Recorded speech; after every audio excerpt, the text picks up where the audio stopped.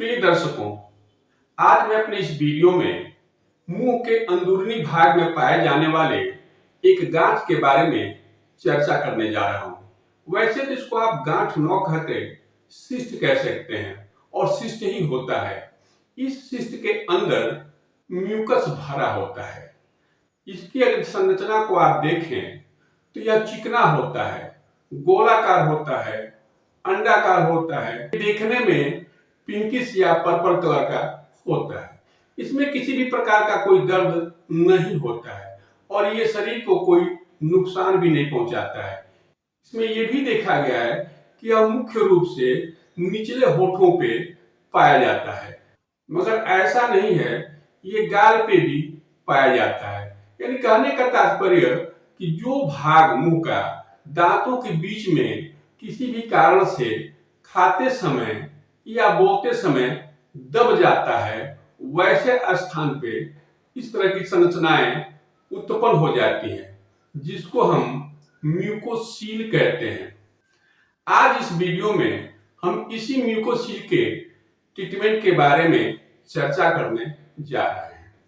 अब आप स्पष्ट रूप से ये समझ गए होंगे कि म्यूकोसील बनने का मुख्य कारण क्या होता है। वैसे तो ये देखा गया है कि म्यूकोसील अपने आप ठीक हो जाता है, लेकिन कुछ लोगों में ये म्यूकोसील ठीक नहीं होता और ये बहुत दिनों तक पड़ा रहता है। ऐसे केस में ट्रीटमेंट की आवश्यकता होती है। हम ऐसे केस में होम्योपैथ की 3 दवाओं का प्रयोग करते हैं। पहली दवा फास्फोरस 200, दूसरी दवा नाइट्रिक एसिड 200 और तीसरी दवा थूजा 200। इन दवाओं को क्रमशः फास्फोरस को 2 बूंद सुबह, नाइट्रिक एसिड को 2 बूंद दोपहर में और थूजा 200 को 2 बूंद शाम को लेने की मैं सलाह देता हूं।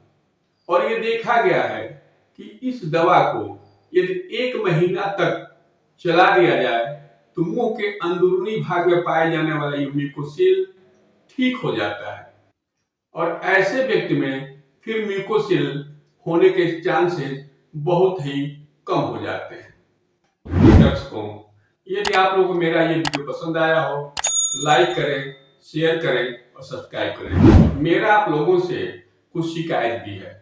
मैं आशा करता हूं कि आप लोग इस शिकायत पर ध्यान जरूर देंगे।